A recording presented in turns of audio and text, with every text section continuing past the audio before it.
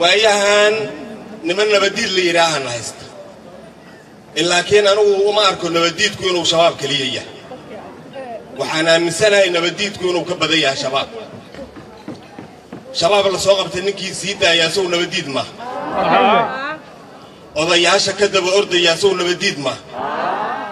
mas'uuliyiin aragnaa xataa raadinaya midkii dili lahay soo nabadiid ma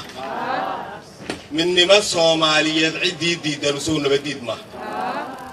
qabyaaladii oo la soo nooleeyaan aragnaaho berigii hore hadii alla guriga magacyo urur loo yeelay hadda magacyo maamul goboleed loo yeelay waa isla qabyaaladii maanta qabyaalad cid wada soo nabadiid ma marka nabadiidkuna shabaab kaliya ma ahana inaan nabadiidka saas u aqoonsano oo aan qalbigoodu adaga aan noqon heeskii hibanuura oo midnimo Soomaaliyeed ayaan ku badbaadi karnaa oo amni iyo nabad aan ku heli karnaa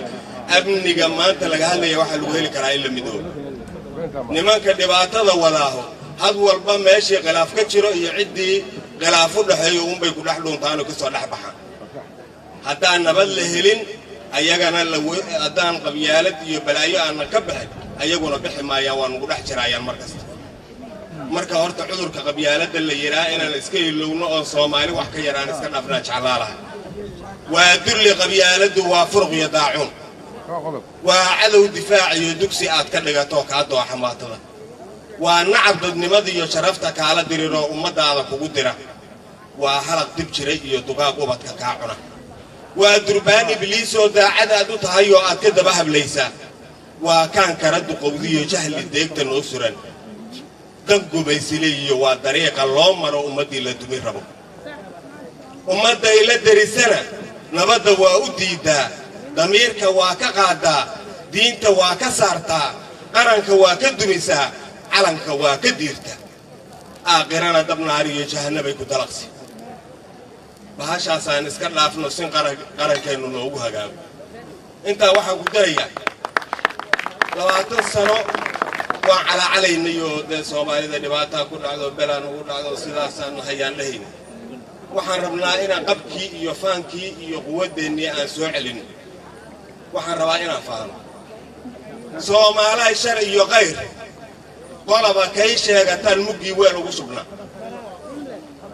ma qabtiin sidaasna yeelo Soomaaliya shar iyo qayr qolaba kay sheegataan mugii weel ugu subna nabadda shardi kuma xirno waa shay nagu qaaliye balaayo ku weeshiisada shalay bay naga dhaxlaa cidaan sharci ka celayn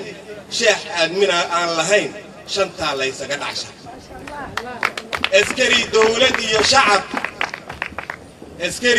iyo shacab shabaab uma kala harno dagaalka shirkaan ku nahay diyaar muutintaas shabaab uma kala harno dagaalka shirkaan ku nahay shar iyo shaydaan la naar shabaab sheegii la waa shidoy shuruugaa ku raac shabiya shuusku habaxe